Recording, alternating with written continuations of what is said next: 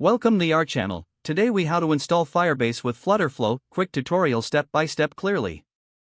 To get started with installing Firebase in your FlutterFlow application, first, open your FlutterFlow project. Next, head over to the Firebase console by navigating to console.firebase.google.com. Click on Add Project to create a new Firebase project. Give your project a name and click Continue.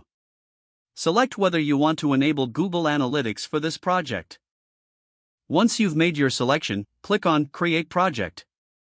After the project is created, click Continue to access the Firebase project. Now, click on Add App and choose the platform for your FlutterFlow application, which is typically Android. Enter your app's package name, click Register App to proceed. Download the Google Services.json file provided. Next, go back to your FlutterFlow project and navigate to the Settings tab. Select Firebase from the available options. Upload the Google Services.json file you just downloaded. Now, we need to configure the project to use Firebase services. Open your Flutter project in your preferred code editor. Locate the android/app/build.gradle file.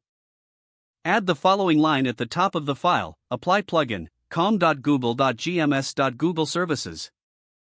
Then, scroll down to the dependencies section and add implementation com.google.firebase, Firebase Analytics, latest_version. Be sure to replace latest_version with the current version number from the Firebase documentation. Save the changes to the build.gradle file. Next, open the android/build.gradle file. Add the Google Services class path to the dependencies section. Classpath com.google.gms Google Services, latest_version. Again, replace latest_version with the up-to-date version number from the Firebase documentation.